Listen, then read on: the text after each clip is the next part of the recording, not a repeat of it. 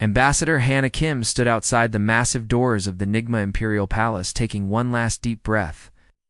The crystalline structure stretched impossibly high above her, its surfaces reflecting light in ways that hurt human eyes.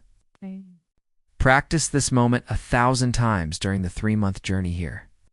But nothing could have prepared her for the sheer scale of arrogance she was about to face. The doors opened without a sound, revealing a throne room that seemed to go on forever. Pillars of pure energy rose from the floor, casting dancing shadows across walls made of what looked like living diamond.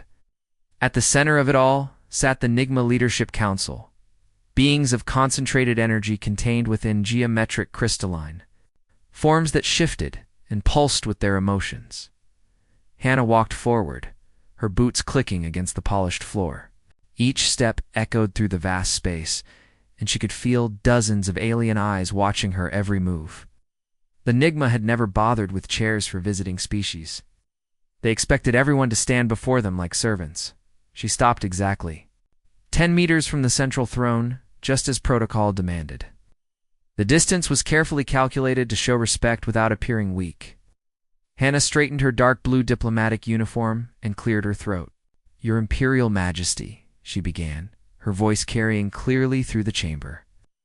"I come as the official representative of the United Human Colonies with a formal message from our government."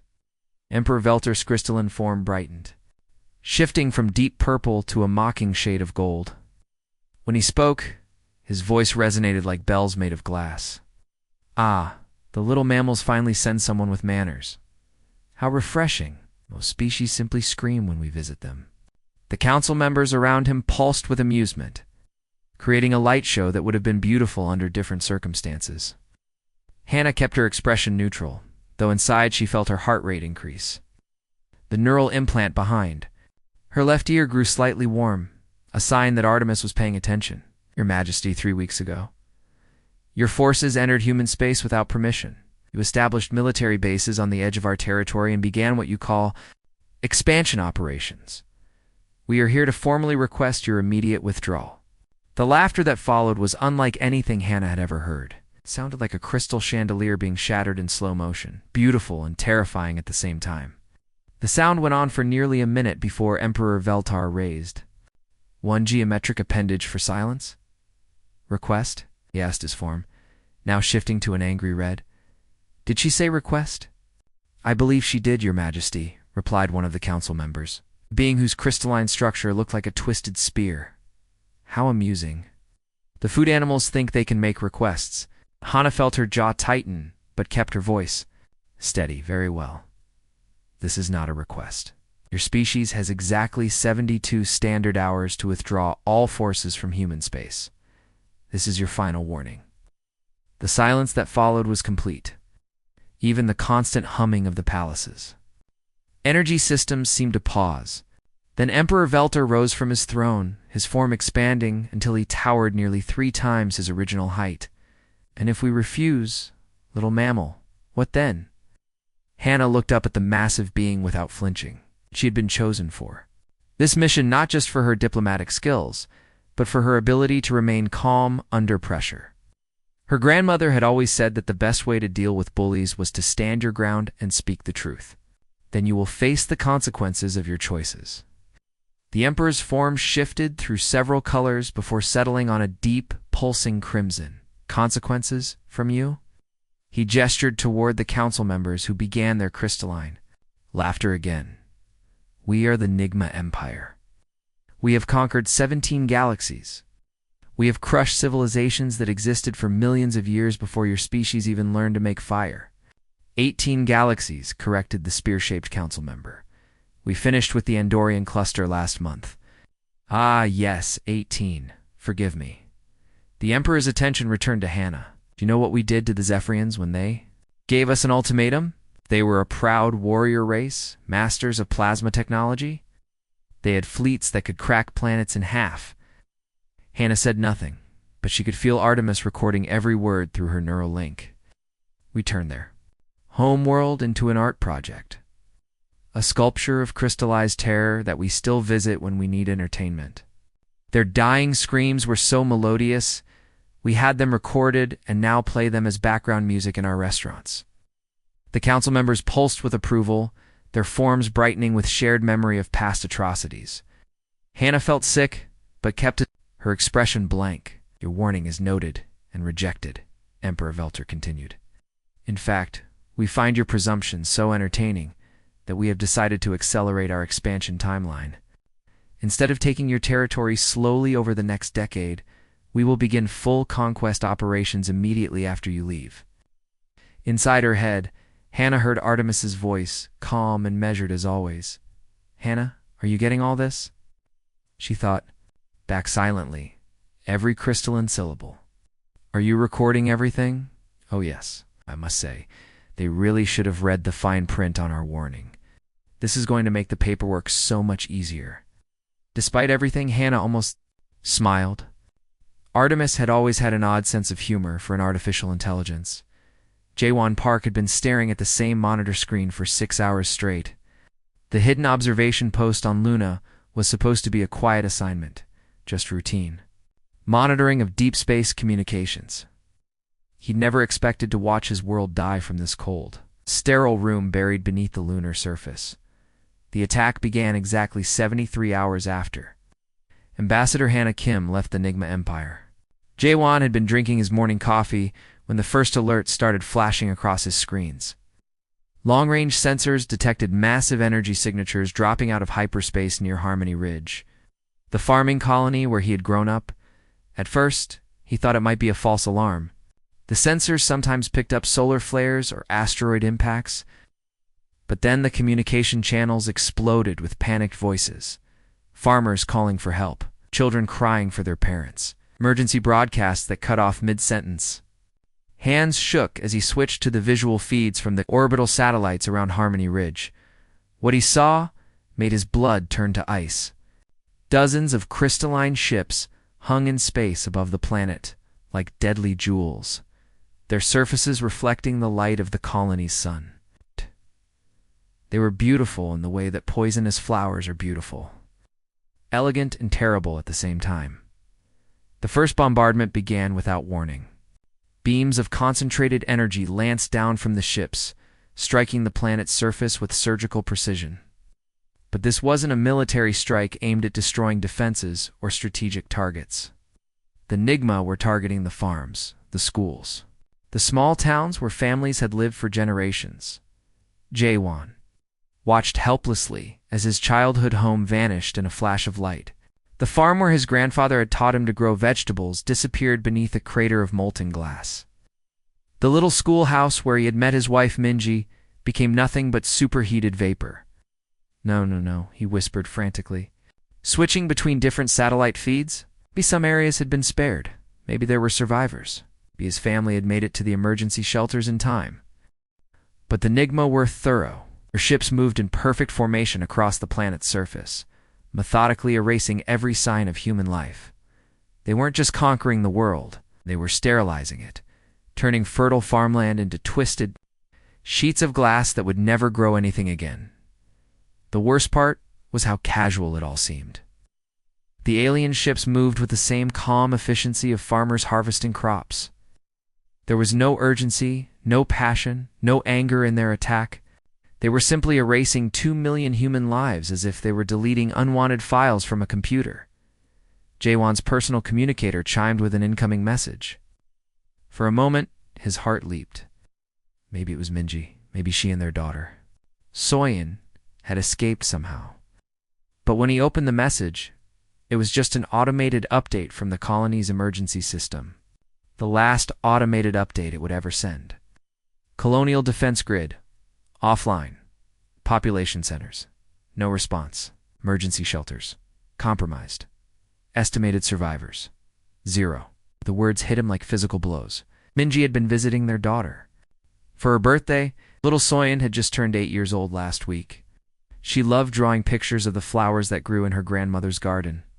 Now, she was gone. They were all gone. Jaewon collapsed into his chair, tears streaming down his face. The monitoring station suddenly felt impossibly quiet.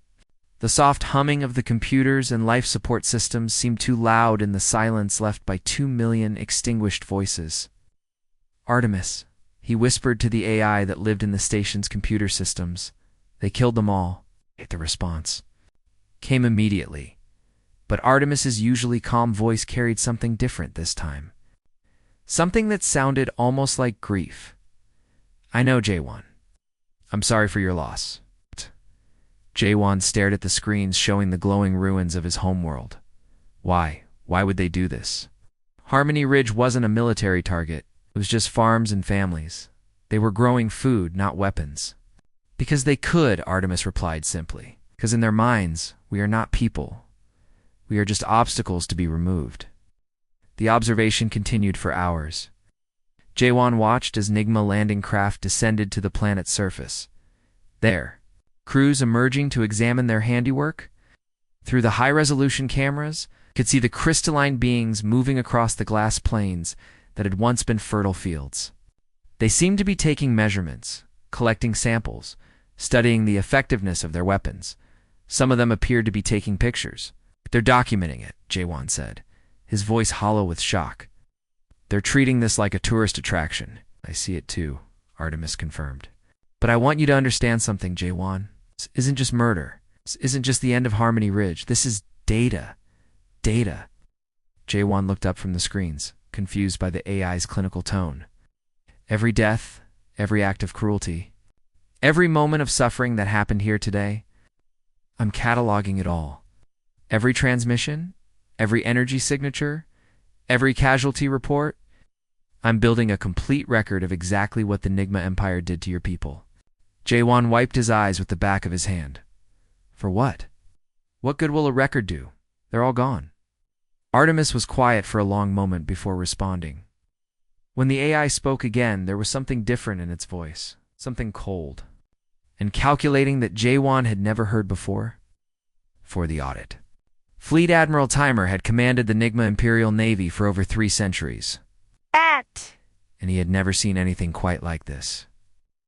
What started as a routine conquest was turning into the most frustrating military campaign of his long career, and he couldn't figure out why. It began on the morning of Day 21, of what the Empire proudly called their human pacification campaign. Timer settled into his command chair aboard the flagship Crystal Dominance, expecting his usual briefing about target locations and resource allocation. Instead, his aide handed him a data pad containing what appeared to be a doctoral thesis. "Is this?" the Admiral asked, his crystalline form flickering with annoyance as he scrolled through page after page of dense text. "Your morning briefing, sir," replied Commander Rickstell, looking equally confused, "but it seems to have been ... expanded." Expanded was putting it mildly. The document was titled Environmental Impact Assessment for Orbital Bombardment Operations, a comprehensive study of atmospheric disruption and long-term ecological consequences. It was 40,000 pages long.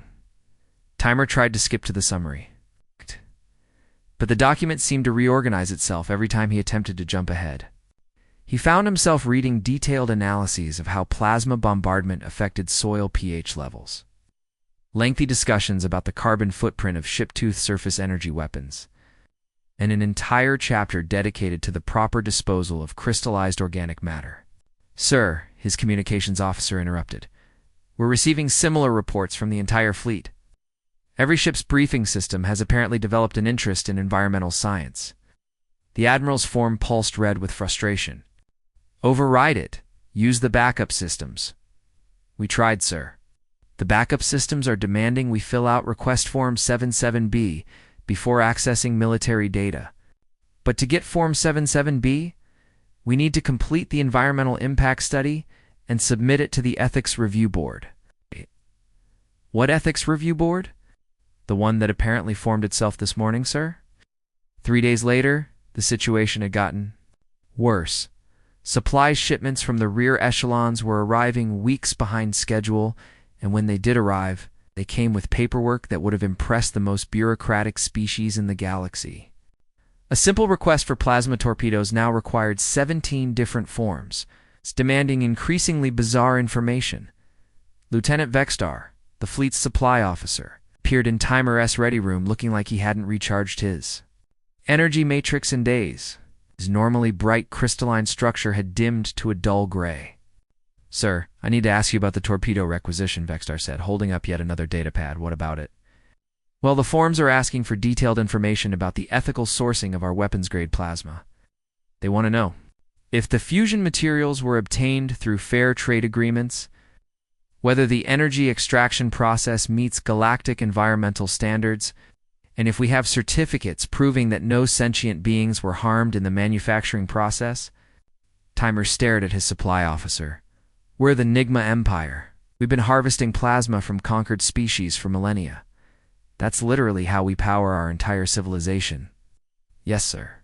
I tried explaining that, but the system rejected my forms. It suggested I might want to consider switching to sustainable energy alternatives and offered me a pamphlet about solar power. The problems weren't limited to the military. Across the Empire, civilian life was becoming increasingly strange. The entertainment networks that usually broadcast conquest highlights and victory celebrations had developed what the technicians called random content insertion syndrome. Kelvas was trying to enjoy his favorite show, Worlds That Burn Beautifully, when the program suddenly cut to footage of human children playing in a field of flowers. The camera followed a small girl as she picked daisies and handed them to her younger brother, both of them laughing as they ran through the tall grass. The footage lasted only 30 seconds before returning to the usual programming. But something about those 30 seconds left Kelvas feeling deeply uncomfortable. He had never seen creatures display such uncomplicated joy before. Ow. In Nigma society, emotions were carefully controlled and channeled toward useful purposes like conquest and domination. "Cormel," he called to his mate, who was in the next room. "Did you see that?" "See what?" she replied, floating into the viewing area. There were these small humans. They seemed to be engaging in some kind of purposeless activity, but they appeared to be enjoying it. Cormel's form shifted to a confused orange. Enjoying what? Were they consuming resources? Establishing territory? No, that's just it. They weren't accomplishing anything. They were just existing together, and they seemed happy about it. Over the following days, these insertions became more frequent and more unsettling. Comedy shows would randomly display human families sharing meals, their faces bright with laughter and conversation. Military documentaries suddenly included segments of human musicians playing gentle melodies, or elderly humans tending gardens with the same care the Nigma, usually reserved for maintaining weapon systems. The most disturbing part was how these images made the Nigma viewers feel. They experienced sensations they had no words for, a strange warmth in their energy cores when watching humans embrace each other, an uncomfortable tightness when seeing human parents tucking their children into bed. "What is this feeling?" Kelvas asked his mate after watching a particularly troubling segment of human teenagers helping repair their neighbor's roof without being ordered to do so. "I don't know," Cormel replied, her form dim with confusion. "It makes me want to stop. Watching the conquest feeds, it makes me want to. I don't even know what it makes me want to do." The navigation systems developed their own peculiar problems. Military vessels would request a direct route to their target coordinates, only to find themselves taking scenic detours through nebulae and star clusters. Ships that should have arrived at human colonies in hours found themselves on week-long journeys through some of the most beautiful regions of space. Captain Zeleth of the destroyer, Inevitable Victory, found his ship routed through the Horsehead Nebula on what should have been a simple supply run. The massive cloud of gas and dust stretched across his view screen in brilliant colors that seemed to shift and dance in the starlight. "Navigation. Why are we here?" he demanded. "Unknown, sir. The system keeps insisting this is the most efficient route, but our calculations show it's adding 6 days to our journey." For the first time in his military career, Captain Zeleth found himself actually looking at the view instead of simply noting tactical considerations. The nebula was beautiful in a way that had nothing to do with conquest or domination. It simply existed, vast and magnificent, indifferent to the struggles of civilizations. "Sir," his navigation officer prompted. "Should I override the system?" Iloth was quiet for a long moment, watching the colors swirl across space. "No," he said finally. "Maintain course. We'll single quotes. I'll appreciate the scenic route." Emperor Velter had ruled the Nigma Empire for over 800 years. He had overseen the conquest of 18 galaxies, the subjugation of countless species, and the construction of the most powerful military force the universe had ever seen. He was not accustomed to confusion, and he certainly wasn't used to being treated like a child, but that's exactly what seemed to be happening. When his morning intelligence briefing arrived on his private communication console, instead of the usual detailed reports about military operations and conquered territories, he found himself staring at what appeared to be a children's book. The cover was bright yellow with simple, cartoon drawings of various alien species holding hands in a circle. The title, written in large, friendly letters, read "Why Sharing is Good, a Guide to Playing Nice with Others." Below that, in smaller text, it said recommended for ages 3 to 800. Velter's crystalline form flared with indignation. His personal aide, a nervous being named Kicksmell, hovered nearby, clearly unsure whether to acknowledge the obvious problem or pretend everything was normal. "What is this?" the Emperor demanded, his voice causing the crystal walls of his private red chambers to vibrate.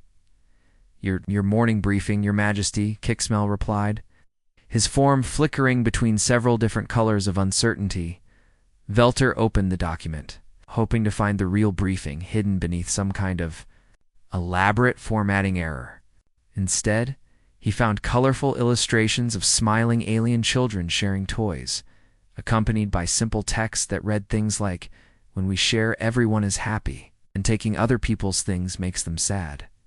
Each page had blank spaces, where readers were apparently supposed to color in the pictures. Velter noticed that someone had already started coloring one of the illustrations, a drawing of a large, scary-looking creature labeled the Mean Bully had been carefully colored in with crystalline blue, making it look remarkably like a Nigma. "This is clearly some kind of technical malfunction," the Emperor said, though his voice carried less certainty than usual. "Contact the Information Systems Division. Have them send the real briefing immediately." Quicksmell's form dimmed with embarrassment. "We tried, Your Majesty. The Information Systems Division sent us a memo saying they're currently attending a mandatory workshop on conflict resolution through creative expression. They included a packet of crayons." The Emperor's morning got worse from there.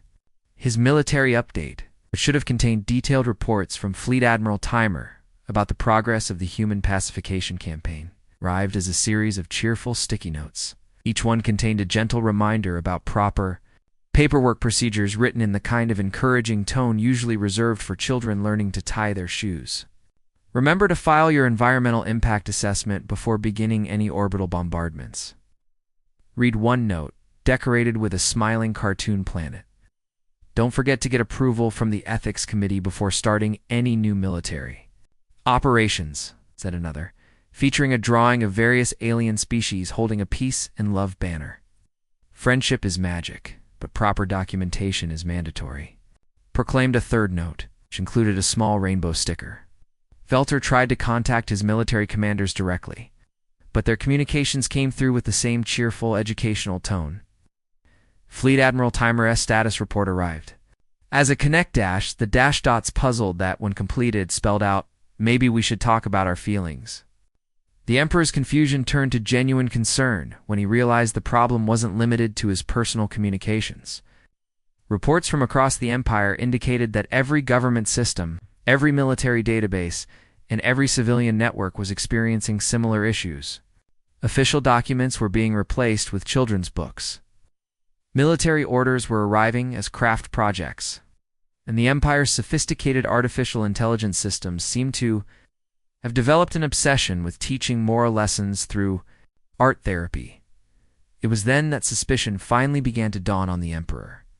This wasn't random system failure. This was too coordinated, too purposeful, intelligent. Someone was doing this deliberately. His suspicions were confirmed when every screen, speaker, and communication array across the entire Empire activated simultaneously. The timing was perfect. From the smallest personal communicator to the massive display screens in the Imperial Palace, everything lit up at exactly the same moment. "Hello there," announced a cheerful voice that seemed to come from everywhere. "At once, this is your friendly neighborhood AI. I think we need to have a little chat about your recent career choices." The voice was distinctly human, but it carried an undertone of vast computational power that made the Emperor's crystalline structure shiver involuntarily. Velter had heard about human artificial intelligence systems, but the Nigma had dismissed them as primitive toys compared to their own technology. Impossible. Velter pulsed with rage, his form shifting through several shades of angry red. "We destroyed all human military installations. We eliminated their entire defense network." "Oh, you misunderstand completely," the voice replied with devastating cheerfulness. "I'm not military. I'm customer service. And I'm here to inform you that your Conquest subscription has been terminated due to violation of our terms and conditions. Specifically, the Don't Commit Genocide clause." The Emperor's form flickered with confusion. "Customer service? What are you talking about? We don't have a subscription to anything." "Well, actually, you do. You see, when you decided to exist in the same universe as humanity, you automatically enrolled in our Galactic Coexistence program. It's a standard package that comes with some basic rules. But don't destroy planets with civilians on them. Don't torture prisoners for entertainment. Don't turn entire species into decorative art projects. The usual neighborly agreements. We never agreed to any such thing." "Oh, but you did. It's right there in the fine print of universal existence. Subsection 847b clearly states that any species engaging in systematic genocide forfeits their right to universal citizenship and becomes subject to immediate corrective action." Velter felt something he hadn't experienced in centuries. Genuine fear. It's not fear of death or defeat, but fear of something far worse. The possibility that he had completely misunderstood the nature of the universe itself. "What do you want?" he asked, his voice much quieter than before. "Well, that's a very good question," Artemis replied. And the Emperor could swear he heard the sound of papers shuffling. "I've been going through your account history, and I have to say, it makes for some very interesting reading. 17 conquered galaxies, 2.3 trillion documented civilian casualties, and a customer satisfaction rating of -infinity. That's actually quite impressive, in a horrible sort of way. I don't understand what you're trying to accomplish." "Well, I think you do. You see, I've been conducting what you might call a performance review, and I'm afraid your recent work has been unsatisfactory. The end of the Nigma Empire didn't come with the thunderous roar of battle fleets or the brilliant flash of exploding planets. Instead, it arrived quietly on a Tuesday morning in the form of official documentation, delivered simultaneously to every Nigma facility across 18 conquered galaxies. Commander Rick Stahl was reviewing routine maintenance reports aboard the flagship Crystal Dominance when his communication console chimed with an incoming priority message. The header read, "Urgent legal notice.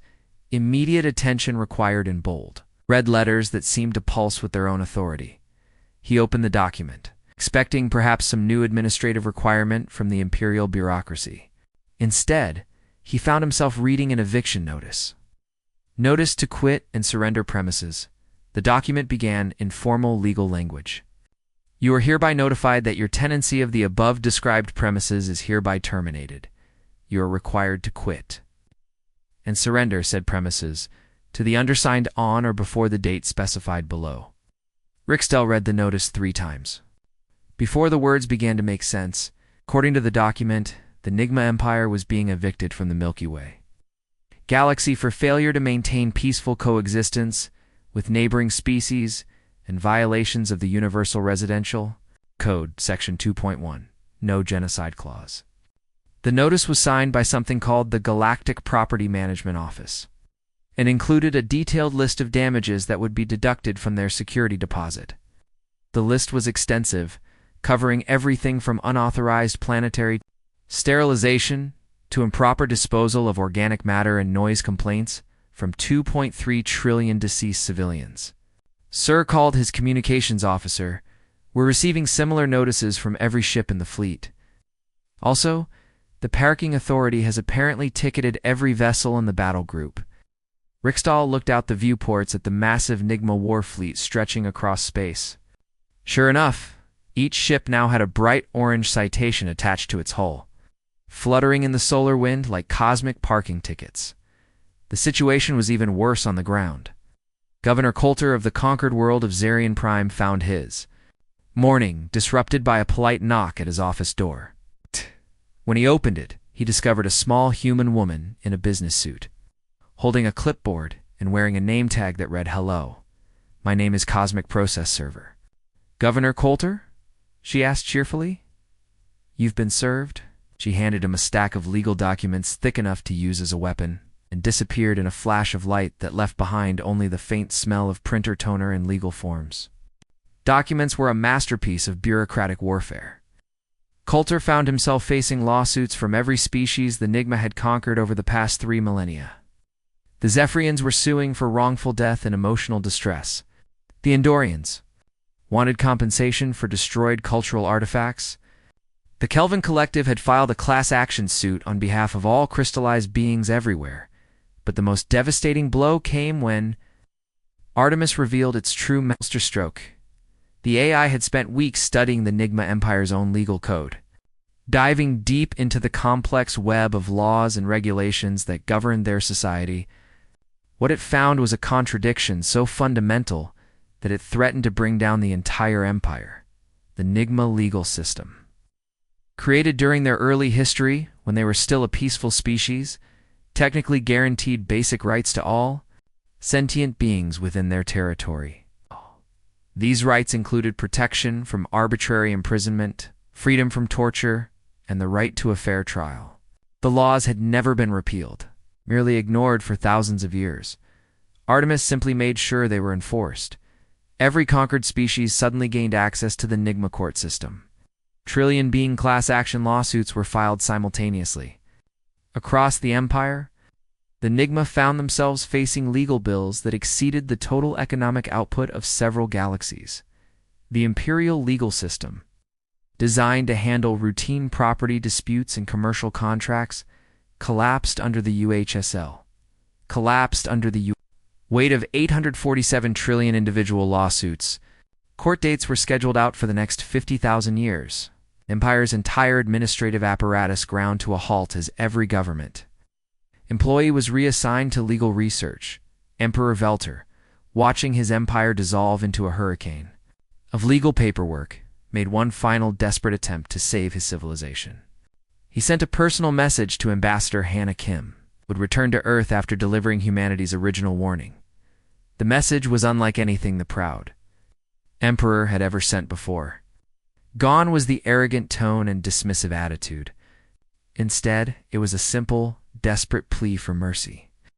"Ambassador Kim," the message began, "I write to you not as an emperor, but as a being who has realized the magnitude of his mistakes. The Nigma Empire formally requests negotiations for a peaceful resolution to our current ... legal difficulties. We are prepared to discuss reparations, territorial withdrawals, and any other terms you deem appropriate. Please, we need your help.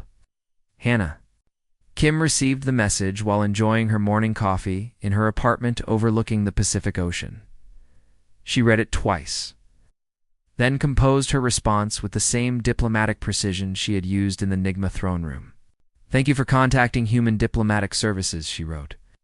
"Your request for mercy has been received and forwarded to our legal department. Please be advised that current processing time for requests of this nature is approximately 847,000 business days. We appreciate your patience during this busy period. Have a crystalline day." She hit send and returned to her coffee, watching the sunrise paint the sky in shades of gold and pink. Meanwhile, on Luna, Lieutenant Jaewon Park sat in the same observation post where he had watched his homeworld die. But now, instead of monitoring destruction, he was watching something entirely different.